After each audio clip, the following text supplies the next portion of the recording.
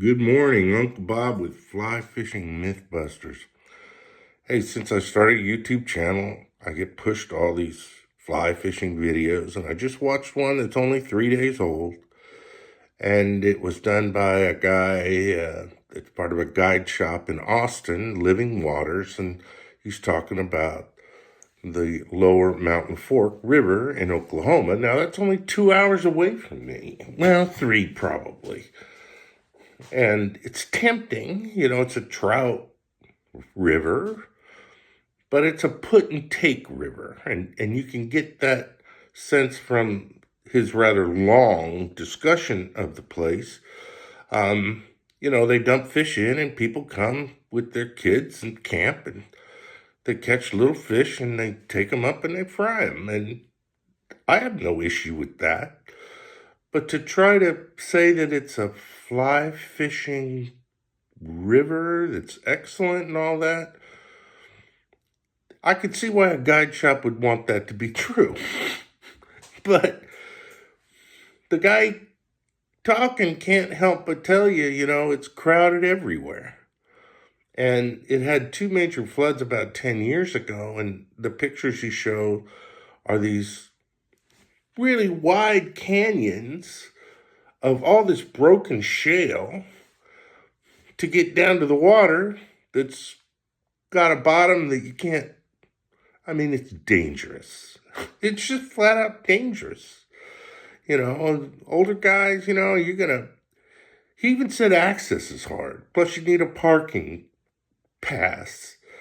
And his recommendations kind of sum it all up.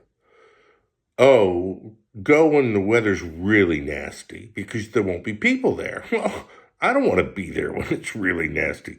Fish at night. Boy, somebody's going to get killed. I have tried to wade that river. It is treacherous. So this just reinforces for me why Flarping is so much better. I can go to a little lake 5 minutes away or the big lake 15 minutes away, and I'm going to spend more time with videos about fishing the big lake, which is Lake Ray Hubbard for me, off the back of my sailboat, fishing for big carp and buffalo 15 minutes away. I got music and I can cook and do anything I want. That's why I keep the boat in the water, is so that I have a cabin, essentially a cabin on the water. And I think marina fishing for buffalo, especially, is completely underdeveloped. And these fish, there was just a guy in, I think it was at Ladybird Lake, who caught a 71-pound smallmouth buffalo. Now, I catch them in Hubbard, 25, sometimes you get close to 40, but not as often. And they're a lot of fun. They don't fight like carp, but they're fun to fish for. And flarping is the ideal way to fish for them. That's how flarping got developed, because I wanted to catch buffalo.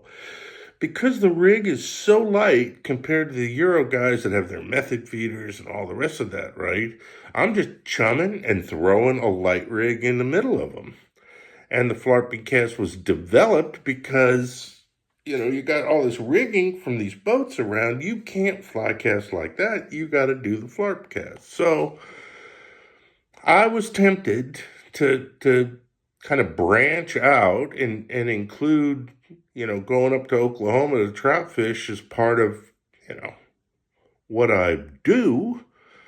But crowds, dangerous conditions as far as I'm concerned for older guys, right?